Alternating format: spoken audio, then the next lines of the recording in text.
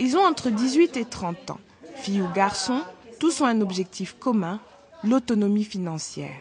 Et dans un contexte où gagner son pain est de plus en plus difficile, ils cherchent une ouverture pour accroître leurs connaissances afin de s'auto-employer.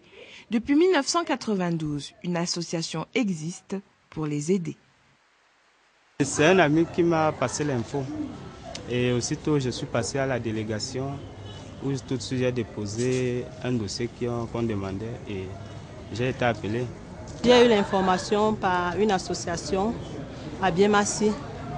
Le responsable de l'association que je connais m'avait parlé de la formation qui avait été lancée et je me suis inscrite et j'ai été retenue. Un appel qui demandait aux jeunes de s'inscrire au PAGER U. Et c'est grâce au PAGER U que j'ai bénéficié de cette formation en entrepreneuriat, management, gestion et tout le reste.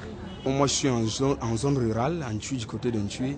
Et là-bas, je suis président d'une association de jeunes dans le cadre du développement rural, promotion de la jeunesse.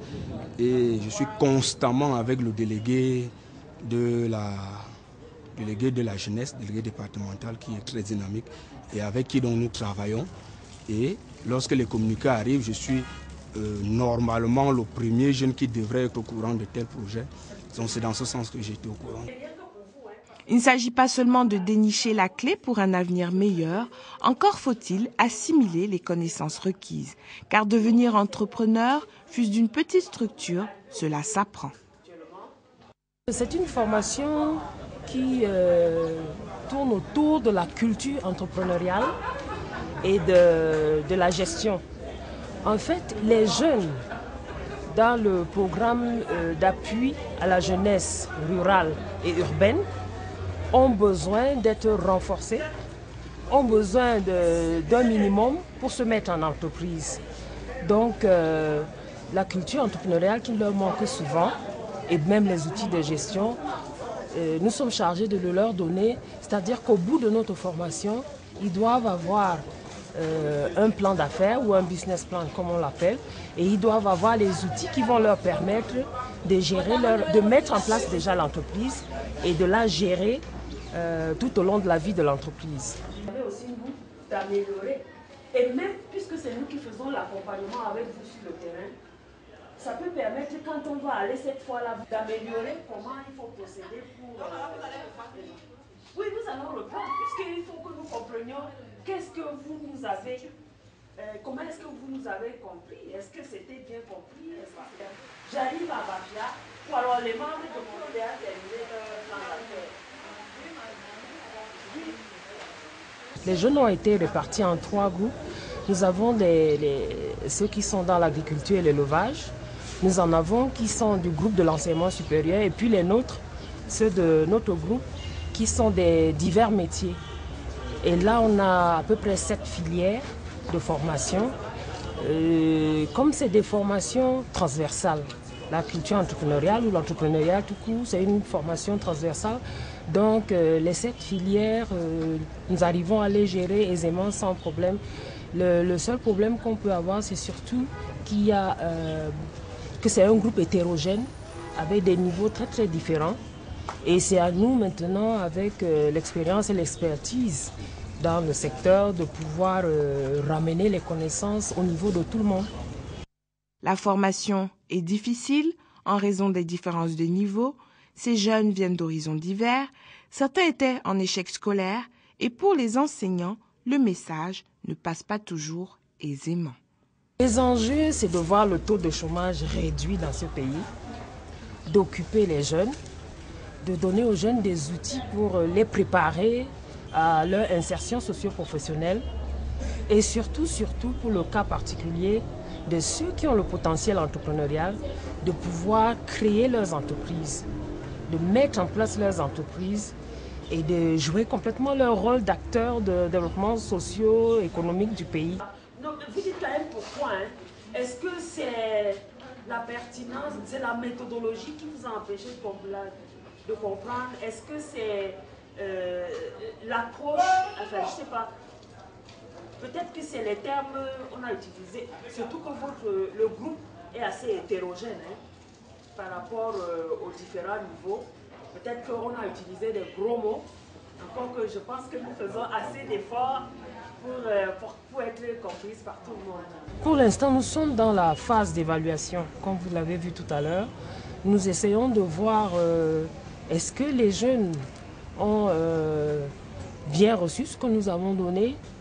Est-ce que leur potentiel entrepreneurial a bougé entre le départ et la fin de la formation, puisqu'en ce moment, ils sont chacun en train de rédiger son business plan que nous allons corriger. Et cette fois-là, ce sera une correction faite individuellement, c'est-à-dire que chacun avait son business plan et puis les amendements que nous allons apporter en vue de transmettre ce projet, donc leur projet d'affaires, au comité qui va analyser les projets et qui va leur octroyer des financements.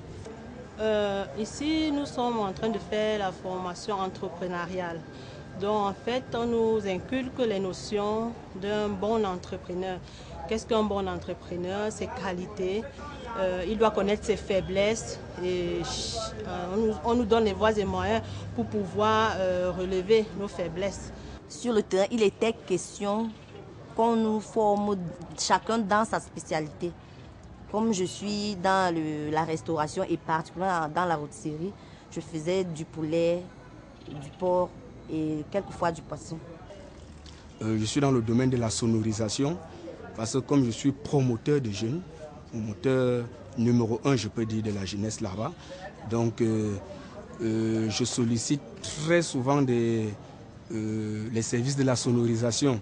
Et en faisant mon bilan, j'ai constaté que je dépensais assez d'argent pour la sonorisation, ce qui m'a donc poussé à mettre moi-même sur pied mon entreprise de sonorisation qui va fonctionner normalement comme les autres, au lieu d'aller continuer à prendre à louer d'autres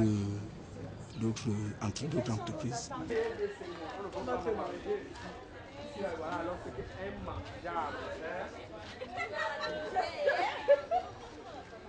Nous assurons aussi le suivi ou l'accompagnement, c'est-à-dire que nous allons accompagner le jeune depuis ses démarches administratives auprès de la CNPS, les impôts, le greffe et tout ce que ça demande comme démarche.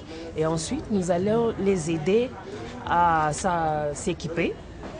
Et puis après la mise en place de l'entreprise, nous allons les accompagner dans tout le suivi, la mise en place des outils de gestion et comment est-ce qu'ils vont faire pour rendre leur activité durable, pérenne surtout. Apprendre la gestion, mettre en place un business plan, autant d'étapes à franchir pour un objectif ultime, réaliser son projet. Je compte ouvrir un atelier de couture et je compte vraiment sur le financement du ministère de la Jeunesse pour l'ouvrir. C'est un projet que j'avais depuis en tête et je crois que vraiment avec ce projet qui a été lancé, ça va finalement se réaliser. J'aimerais ouvrir une rôtisserie que j'appellerais El Regalo, le cadeau du patron. Pouvoir bien gérer nos entreprises, multiplier les profits et les bénéfices et devenir plus tard de très grands entrepreneurs. Je me suis formé en secrétariat bureautique pour ouvrir un cyber, bref, un secrétariat complet quoi. Avez-vous apprécié la manière de transmettre les cours? C'est-à-dire qu'on a utilisé une méthodologie qui nous est un peu propre, enfin, qui peut être propre aux autres aussi, mais on n'est pas allé voir comment les autres faisaient aussi, même si on s'est entendu sur la stratégie. Mais en fonction du groupe, nous avons essayé d'adapter la manière de faire. Tout cela fait rêver. 3 étapes. Identification du projet, formation et puis au bout, l'entreprise. Mais il faut savoir que tous ne réussiront pas à aller au bout de leur ambition. Une entreprise qui fonctionne à long terme et surtout nourrir son homme.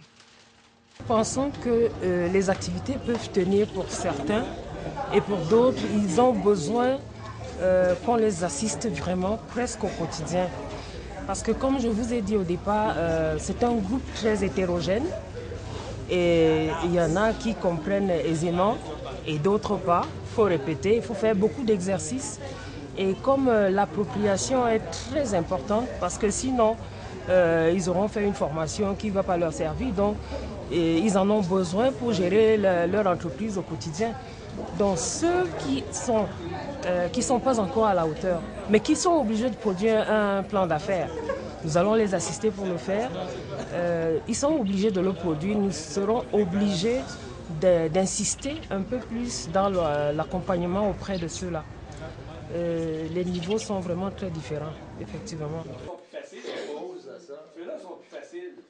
Autre difficulté, les lieux et outils nécessaires à la formation. Les stages en entreprise ne posent pas de problème, mais les locaux prêtés par l'État laissent à désirer. Un problème que ne rencontrent pas les apprenants du collège Benigna d'Etoudi. Ce collège d'enseignement technique industriel catholique est également un centre d'entrepreneuriat qui abrite la phase pilote du projet Apprendre à entreprendre. Avec l'association ASEFCA qui nous a choisis comme établissement pilote, et avec elle, cette association, le but est d'aider l'élève à partir de la classe de première année jusqu'en terminale, que l'enfant puisse avoir l'idée entrepreneuriale.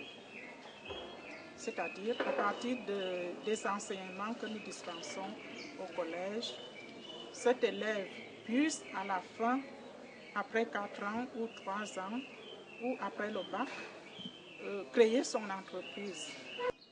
Depuis 1996, de nombreux élèves formés en économie sociale et familiale notamment se retrouvaient une fois diplômés au chômage. Grâce à ces microcrédits obtenus avec l'appui de partenaires canadiens, certains ont pu s'installer à leur compte. Mais faute de formation adaptée, en gestion essentiellement, ces entrepreneurs en herbe connaissaient, pour la plupart, un faible niveau de réussite.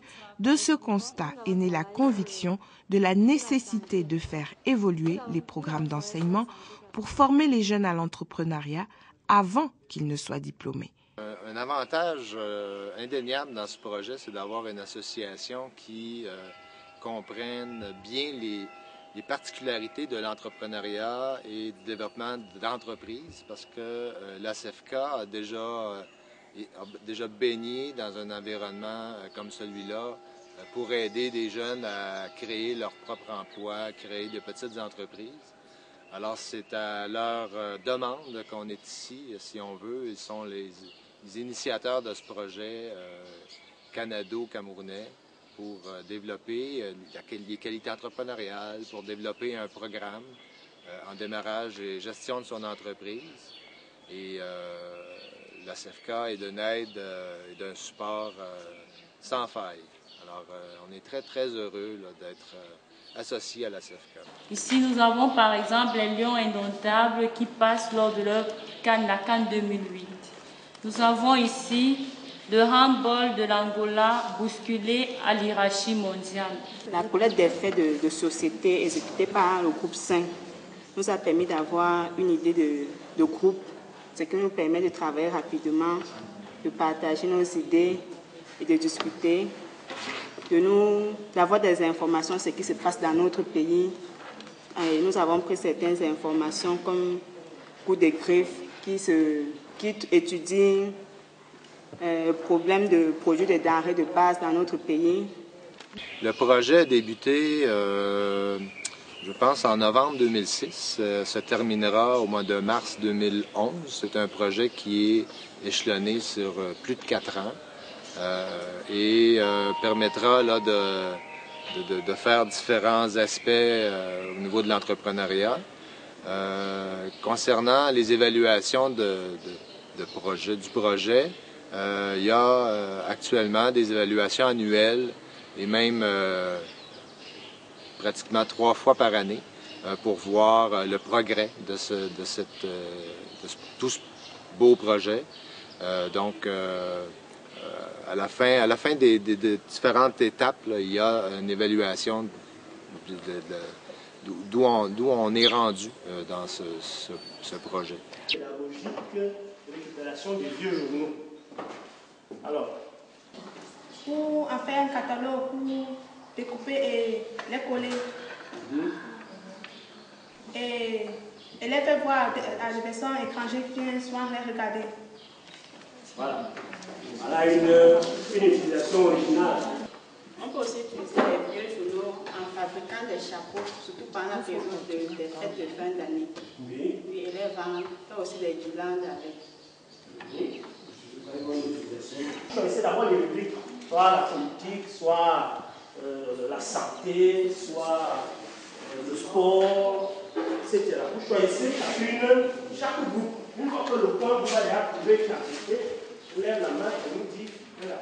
C'est pas prévu dans le projet de créer des entreprises à ce stade-ci. Le projet est composé de 2 grandes étapes. La première étape était un peu, comme vous avez pu examiner probablement il y a quelques minutes, donc les élèves qui sont en classe et qui assistent à leurs cours, à leurs sessions habituelles, avec une nouvelle pédagogie, avec une nouvelle approche du professeur pour développer chez lui ses qualités entrepreneuriales. Ça, c'est le premier volet. Deuxième volet, c'est de bâtir un programme de démarrage et de gestion de son entreprise. Ce volet-là est en cours actuellement jusqu'au début de l'an 2009. Donc, nous sommes ici en territoire camerounais pour enseigner aux professeurs à bâtir un nouveau programme d'études qui sera complémentaire au programme actuel là, qui est dispensé ici au CETI. Donc, la création de nouvelles entreprises arrivera en toute fin de mission, en toute fin de projet, donc vers le mois de mars 2011, puisque ce sont des étapes qu'il faut réaliser à la chaîne, si on veut, pour en arriver à la création d'entreprises. Désormais, grâce à l'ACEPCA et surtout au partenariat avec le Cégep Trois-Rivières et le Cégep Édouard-Montpetit de Montréal, 2 collèges techniques canadiens, le centre s'équipe au fur et à mesure. 10 formateurs de formateurs ont reçu un enseignement adapté et les premiers résultats sont visibles tant au niveau de la documentation que du matériel, par exemple une salle bureautique et un vidéoprojecteur. Moi, je suis un coopérant canadien dont la spécialité est le développement des programmes par compétences. Puis je suis venu ici pour aider dans le projet qui nous concerne, qui implique la CEFCA, pour le développement d'un programme d'entrepreneuriat, mais de développement d'un programme par compétences. Alors, la CEFCA, j'ai rencontré des gens de la CEFCA en arrivant ici cette semaine, au début de la semaine. J'ai trouvé chez ces gens-là une équipe formidable, une équipe qui a un grand souci de leurs partenaires, des gens avec qui ils travaillent, une équipe qui a un grand souci d'éducation populaire. Donc, j'espère que je réponds bien à votre question. Je pense que le lien de confiance que j'ai tissé avec la CEFCA, autant d'un bord que de l'autre, naît de ce besoin-là de rendre un service éducatif bien bâti, bien responsable.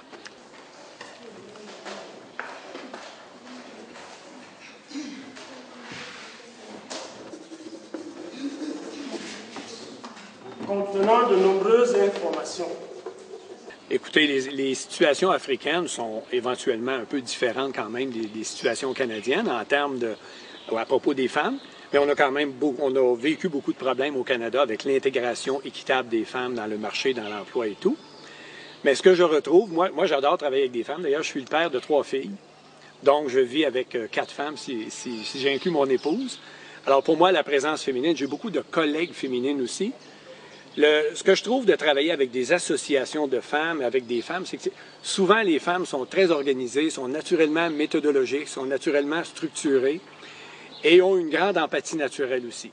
Donc pour moi, le fait de travailler avec une association de femmes africaines dont le mandat est d'éduquer d'autres femmes pour les aider à s'en sortir, les aider à se trouver un métier, pour moi, je trouve ça formidable et puis je pense qu'elle joue un grand rôle dans la société.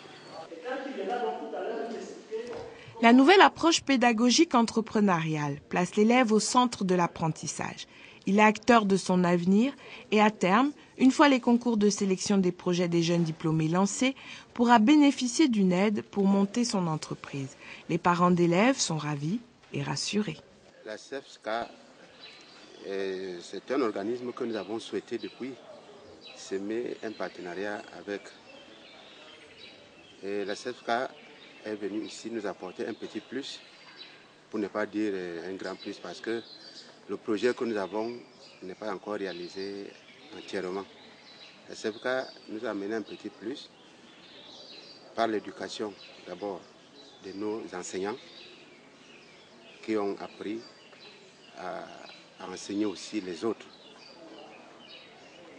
La CEFSCA nous a donné un avantage que les autres collègues n'en ont pas, parce que nos enfants savent de quoi s'en tenir à leur enseignement. Les enfants font l'enseignement technique, à partir de la CEFSCA, elles savent ce qu'elles cherchent, ce que leur devenir de demain. Nous travaillons avec cette association qui nous permet d'allier un peu ce que les élèves font avec l'école à ce qu'ils vivent quotidiennement sur le plan quotidien, sur la vie de tous les jours. Ce qui fait que depuis un certain nombre de temps qu'ils sont ensemble avec nous, étant donné la nouvelle approche pédagogique par les compétences, nous lions apprendre à entreprendre à cette approche. C'est-à-dire, concrètement, quand l'élève quitte au sortir de notre formation, elle est capable de s'adapter sur le marché de l'emploi. L'éducation qui apporte des formations sur la terre. Sans de l'information, de bruit.